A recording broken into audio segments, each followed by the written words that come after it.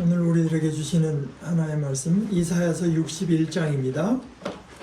1절에서부터 4절 그리고 이어서 8절에서부터 11절까지의 말씀입니다.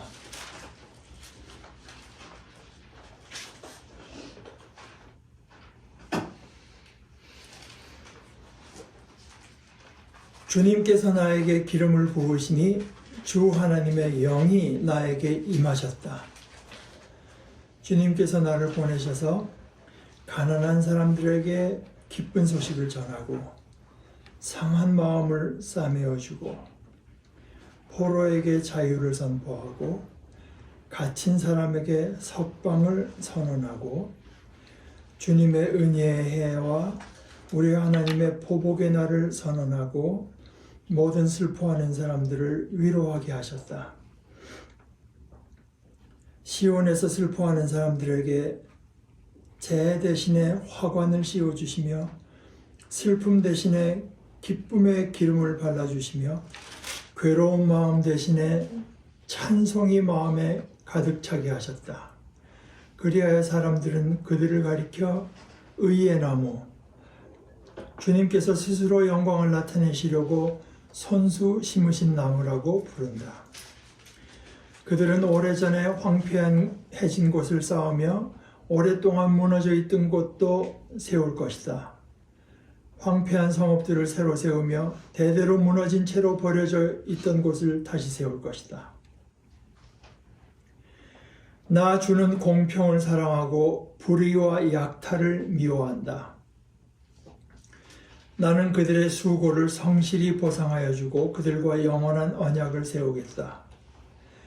그들의 자손이 열방에 알려지며 그들의 자손이 만민 가운데 알려질 것이다. 그들을 보는 사람마다 그들이 나 주의 복을 받은 자손임을 인정할 것이다. 신랑에게 제사장의 관을 씌우듯이 신부를 폐물로 단장시키듯이 주님께서 나에게 구원의 옷을 입혀주시고 의의 겉옷으로 둘러주셨으니 내가 주님 안에서 크게 기뻐하며 내 영혼이 하나님 안에서 즐거워할 것이다. 땅이 싹을 내며 동산이 거기에 뿌려진 것을 움트게 하듯이 주 하나님께서도 모든 나라 앞에서 의와 찬송을 샘솟듯이 솟아나게 하실 것이다. 하나의 말씀입니다. 하나님 감사합니다. 오늘 이 이야기가 쓰여진 어떤 그 역사적인 맥락, 언제 어떤 상황에서 쓰여졌을까?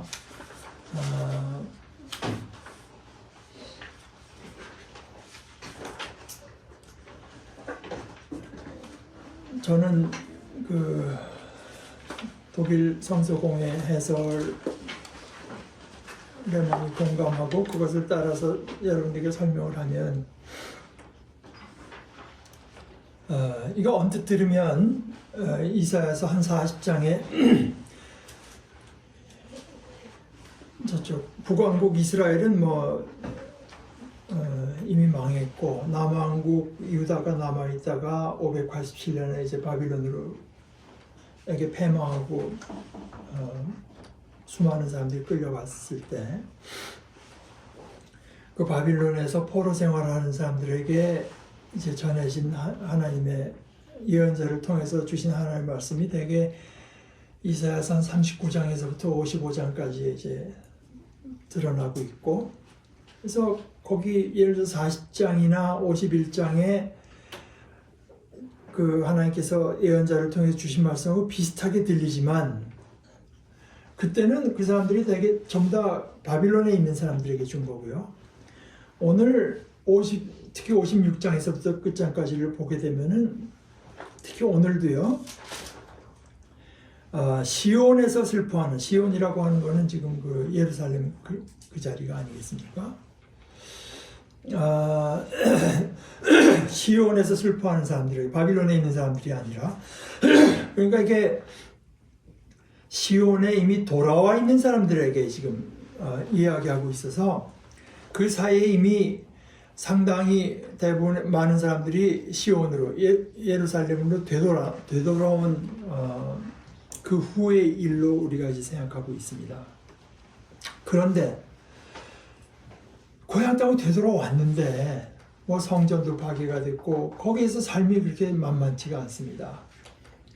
잡혀간 데서도 쉽지 않았지만 돌아온다고 해서 이제 태평성대가 열린 것이 아니라 여러 가지 그 어려움,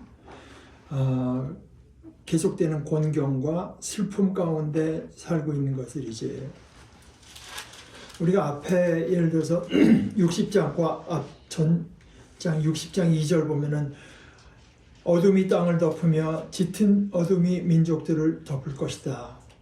그러나 너의 위엔 주님께서 아침 해처럼 떠오르시고 그의 영광이 너희 위에 나타날 것이다. 이런 말씀. 또 58장 3절에서도 이미 예루살렘에 돌아와 있는 사람들이 하는 이야기가 주님께서 보시지도 않는데 우리가 무엇 때문에 금식을 합니까? 주님께서 알아주시지도 않는데 우리가 무엇 때문에 고행을 하겠습니까? 너희들이 금식하는 날 너희 자신의 향락만을 찾고 일꾼들에게는 무리하게 일을 시킨다. 뭐 이런 어떤 그 곤경과 슬픔 가운데 이제 살고 있을 때, 그러니까 얼마나 참 낙심되겠습니까? 잡혀간 곳에서는 잡혀간 대로, 또 돌아와 보니 여기의 삶도 그렇게 만만치가 않고 곤경과 슬픔이 계속될 때, 그 상황에서 그들이 겪고 있는 어려움에서 해방될 것이다. 하나님께서 그들을 해방시키실 것이라고 하는 이 메시지가 구약 성경에 이제 출애굽기나 신명기에 나오는 안식년, 7년에 한 번 있는 안식년, 예를 들어서 출애굽기 21장 2절엔 이렇게 되어 있어요. 내가 히브리 사람 종을 사게 되면 그가 6년 동안 섬길 것이요 제 7년에는 값없이 나가서 자유할 것이며, 이제 풀어줘야 됩니다. 동족을 종으로 삼았으면. 신명기 15장 13절에서도 내 동족 히브리 남자나 히브리 여자가 내게 팔렸다 하자. 만일 6년을 너를 섬겼거든 제 7년에 너는 그를 놓아 자유하게 할 것이요 그를 놓아 자유하게 할 때에는 빈손으로 가게 하지 말라. 그리고 7년이 7번 돼서 49년, 50년째 될 때, 그때는 소위 주빌리, 희년이라고 해서, 이건 레위기 25장 10절에 제50년을 거룩하게 하여 전국 거민에게 자유를 공포하라. 그 50년은 너희 희년이니, 또 다음 절에 이는 희년이니 너에게 거룩함이니라. 너희가 밭의 소산을 먹으리라. 이런 안식년 또는 희년의 비유를 가지고 해방을 주님께서 말씀해 주십니다. 이것이 아마 오늘 그 말씀의 배경이 되는 것이 아닌가. 그런데 하나님께서 어떻게 이루시는가 하면은 주님께서 나에게 기름을 부으셨다고 하는데요. 이 기름 부으셨다고 하는 말이 그 동사 마샤에서 나온 마샤고 마샤에서 나온 말이 메시아입니다. 그러니까 메시아라고 하는 것은 하나님께서 어떤 특별한 사명을 주셔서 기름 부어준 사람. 실제로 그것을 인정하는 표로서 뭐 올리브 기름 같은 걸 바르는 거지. 이건 상징적으로 하나님께서 특별한 사명을 위해서 기름 부어내 주신 사람을 메시아라고 부릅니다. 메시아라고 하는 것은 히브리 말이고, 이것이 신약 성경에 쓰인 그리스 말로 오게 되면 이게 그리스도가 됩니다. 크리스토스, 이 같은 말입니다. 그리고 사실은 우리에게 그리스도는 물론 주님뿐이지만,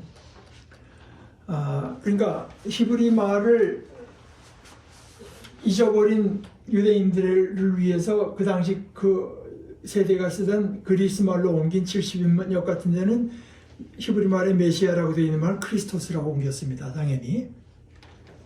그런데 놀라운 것은 사실은 예수님만 그리스도가 아니라 하나님께서 특별한 사명을 주어서 이제 기름 부은 사람, 예를 들어서 페르시아 왕으로서 유대인들을 본국으로 돌아가게 하라고 공표한 사이러스 같은, 고레스 같은 사람도 그냥 메시아라고 불러요. 나름대로. 그건 뭐 작은 의미에서 메시아인 거죠. 그러나 더 메시아는 아닌 거죠. 진짜 그 메시아는 당연히 우리 주님일 수밖에 없는 것인데, 그렇게 하나님께서 특별한 사명을 내리시고 그 사람이 그것을 감당할 능력과 지혜를 얻기 위해서는 주님의 영을 그에게 부어주십니다. 그래서 주님께서 나에게 기름을 부으시니, 그러니까 주님의 사명을 맡겨주시니 주 하나님의 영이 나에게 임하였다. 그래서 그 영을 갖고 뭘 하게 하나 하면은 이제 주님께서 나를 보내시는데요. 가난한 사람들에게 기쁜 소식을 전하고, 상한 마음, broken heart, 마음이 상한 사람들은 싸매어주고, 포로에게는 자유를 선포하고, 갇힌 사람에게 석방을 선포하고. 그러니까 여기 어떤 갈등이 있잖아요. 가난함, broken heart, 마음, 포로, 갇힌 사람. 그렇게 된 세력에게 대해서 이제 하나님께서 보복해 주신다. 그것을 바로잡아 주셔서 주님의 은혜의 해와 우리 하나님의 보복의 날을 선언하고 모든 슬퍼하는 사람들을 위로하게 하셨다. 그런데 하나님께서 위로하실 때 이게 단순히 덕담이 아닙니다. 그렇게 힘들지. 그냥 위로받아라. 여기서 끝나는 게 아니라 하나님께서 그렇게 말씀하실 때는 이미 이루어질 수밖에 없는 일인 것입니다. 그래서 시온에서 슬퍼하는 사람들에게 제 대신에 화관을 씌워주시며, 여기가 이제 우리 신앙을 확인하는 데인데, 예를 들어서 주님께서 떡 5개 물고기 2마리로 5,000명이 남자들만, 남자 장정만 5,000명, 엄청 많은 사람들을 먹이고도 남았을 때 그들을 배불리하고도 남은 거거든요. 이거는 하나님 외에는 아무도 할 수 없는 일 아니겠습니까? 다른 모든 것들은 포만감만 줄 뿐이지 배부르게 하지는 못합니다.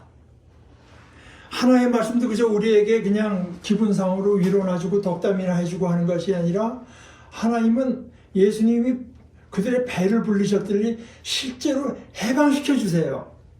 시온에서 슬퍼한 사람들에게 제 대신에 화관을 씌워주시며, 슬픔 대신에 기쁨의 기름을 발라주시며, 괴로운 마음 대신에 찬송이 마음에 가득 차게 하신 것은 실제로 그럴 만한 일을 일으키셔서 그들의 마음속에 기쁨이 가득 차게 한 거지, 그저 그 말씀에 현혹돼서 속아서 그저 마음이 기뻐지는 것이 아닙니다.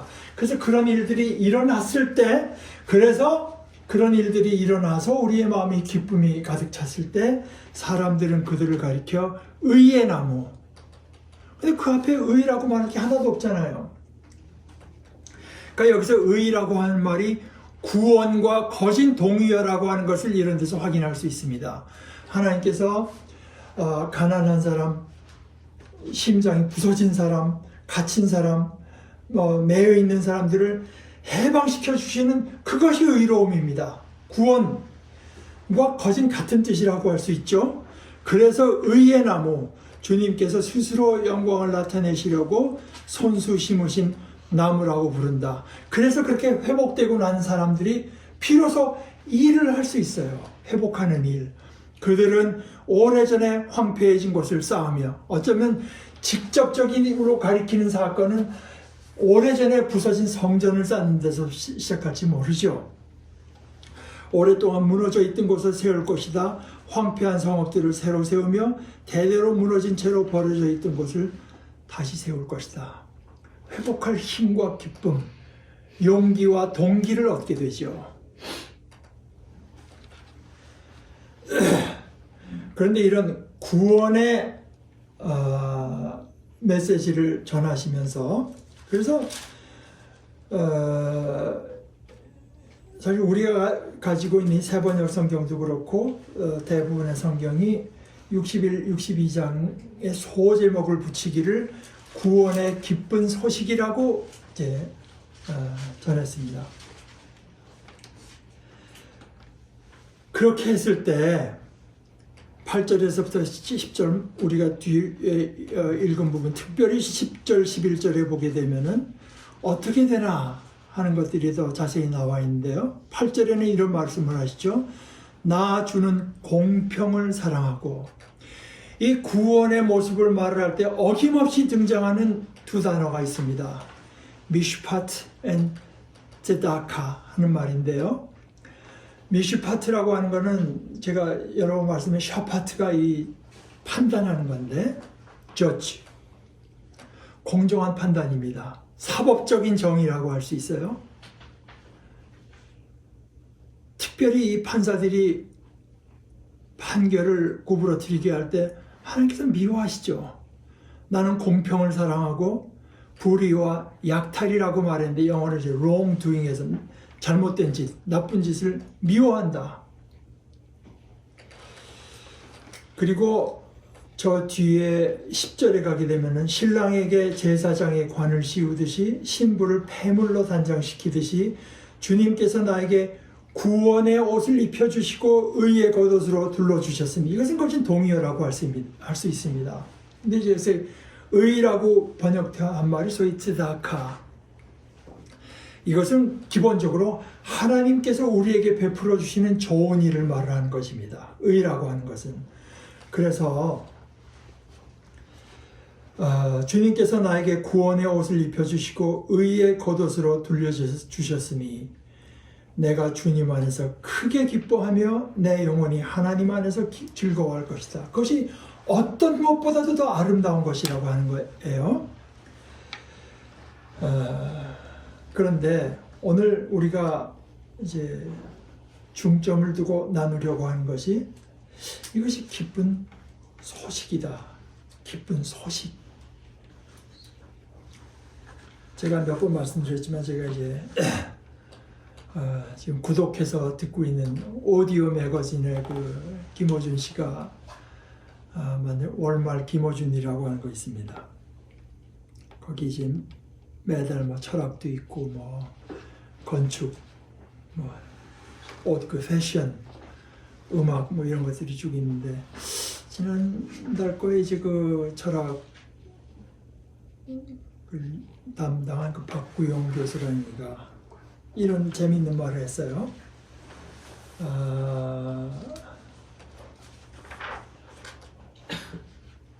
그분이 그 진리와 정보 이거를 이제 구분하면서 정보라고 하는 거는 뭐 곧 있을 가까운 미래에 닥칠 일을 그 정보를 갖고 예견할 수 있을 때 그때만 이제 가치가 있다.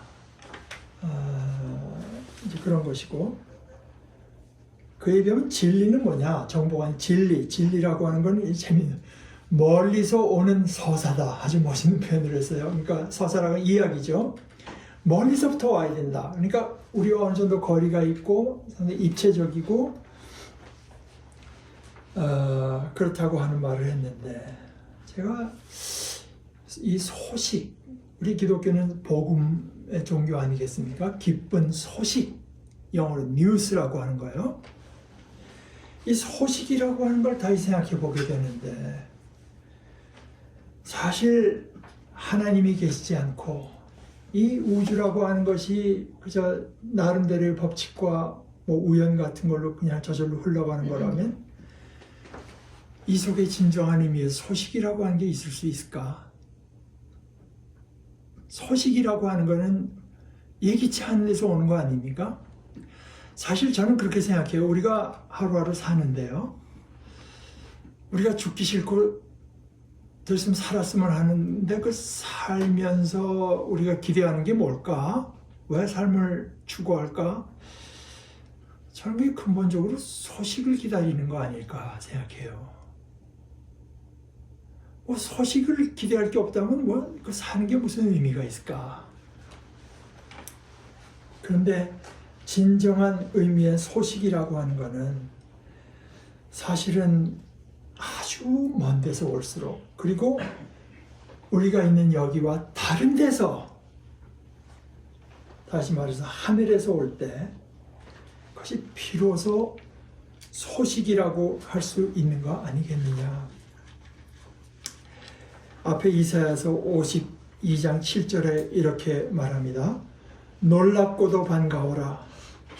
기쁜 소식, 희소식을 전하려고 산을 넘어 달려오는 저 발이여. 평화가 왔다고 외치며 복된 희소식을 전하는구나. 구원이 이르렀다고 선포하면서 시온을 보고 이르기를 너희 하나님께서 통치하신다 하는구나. 하나님께서 우리를 다스려 주시겠다고 하는 이 기쁜 소식. 이거 왜 소식이라고 할 만한 게 있을까? 우리가 물론 뉴스를 그저 매일 보지만은 그거는 그냥 상대적으로 하는 이야기이지 그것이 진정한 소식일 수 있겠습니까? 오히려 제가 뭐 이제까지 한 70년 살아오면서 여태까지 겪어왔고 지금도 매일매일 경험하고 있는 이 세계는 사실 어떻게 보면은 오늘 이사야가 전하는 이 내용보다는 오히려 이 세상의 악이라고 하는 것이 이 세상까지 갈 것도 없습니다. 제 안에 있는 이 죄된 생각과 습관이라고 하는 것이 어떻게 보면 형태를 바꾸어가면서 영원히 지속되리라는 불행하고 암울한 어떤 느낌, 거기에 설득력을 더해 주는 것이 아니겠느냐.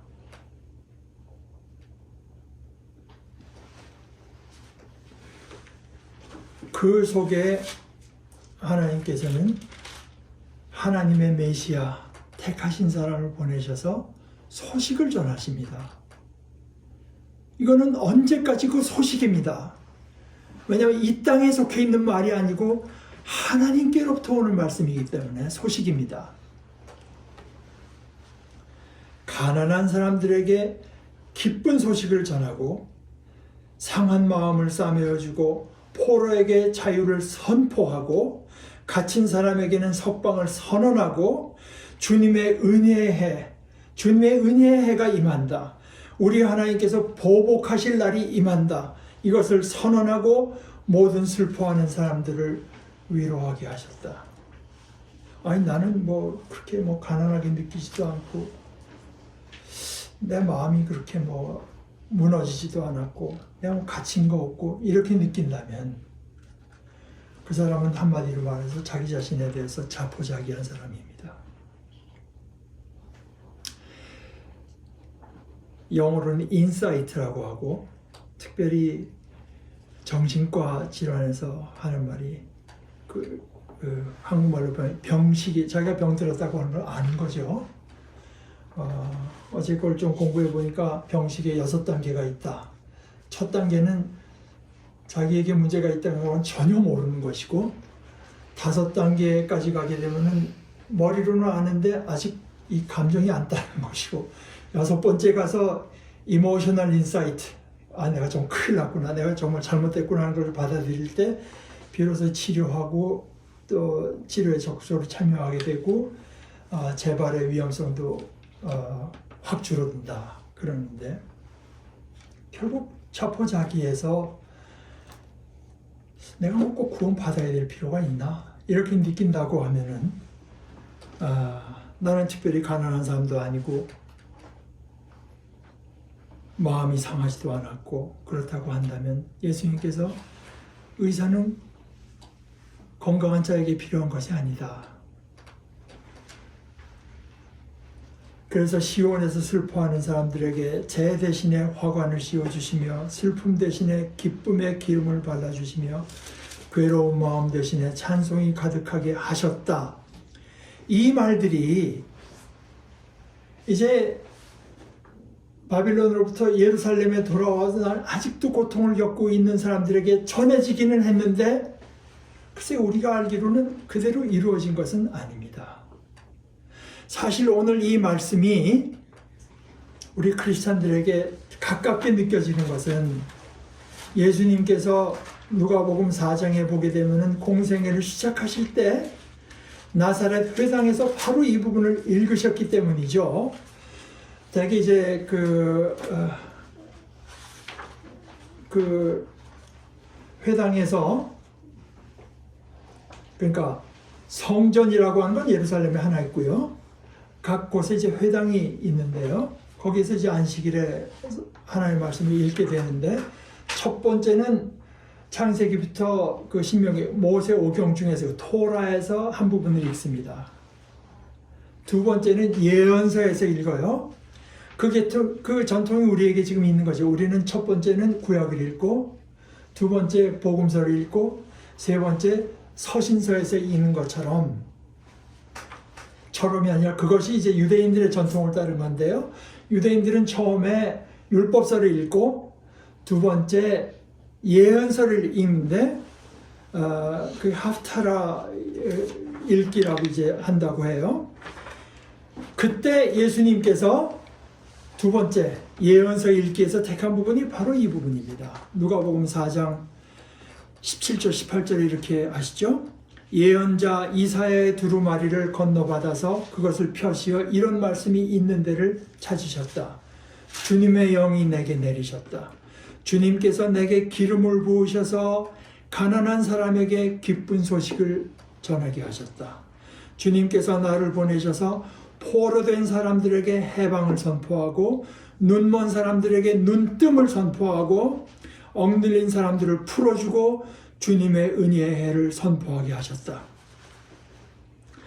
그 다음에 예수께서 두루마리를 말아서 시종드는 사람에게 되돌려 주시고 앉으셨다.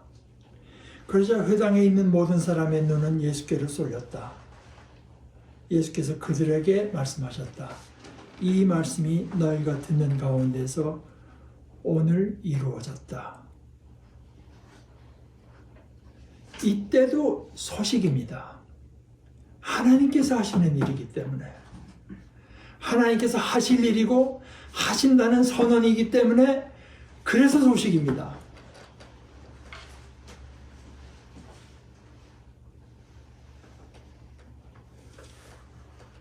그런데 예수님께서 이 말씀을 하신 뒤에도 이 일이 온전히 이루어진 것은 아니죠.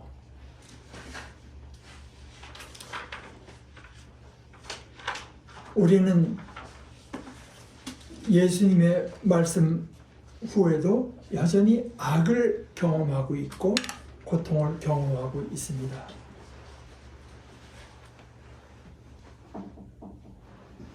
이 차 대전 때 전세를 결정적으로 뒤집어서 다시는 돌아갈 수 없게 한 것이 노르만디 상륙작전이라고 하죠. 그래서 거기 뭐 D-Day라는 말이 나오고, 마지막에 항복 사인할 때 V-Day라고 하는 말도 나오지만, D-Day가 끝난 뒤에도 나쁜 세력은 완전히 없어진 것이 아니고, 심지어 V-Day가 끝난 뒤에도 또 오늘날에도 아직도 그 네오나치라고 하는 거 있다고 하잖아요. 그러나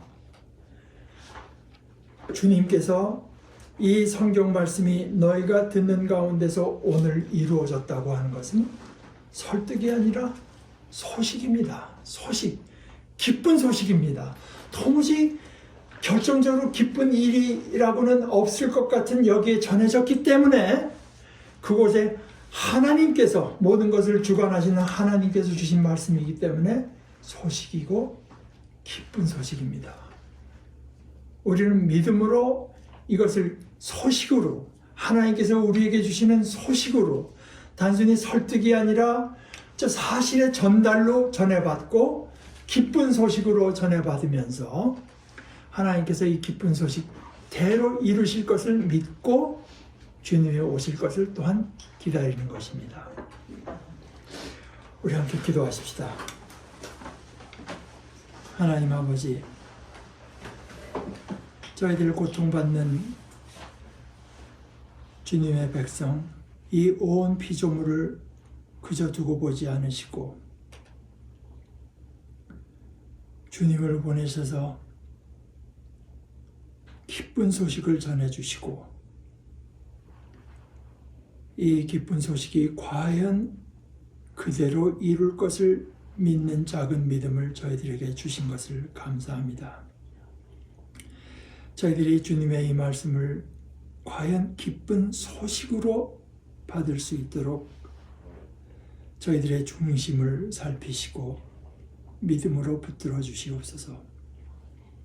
저희들이 그저 저희들의 좁고 미련한 저희들의 생각을 의지하지 않게 하시고 하나님께로부터 오는 이 복된 말씀을 의지하여 믿음으로 살아가는 저희들 되게 하여 주시옵소서.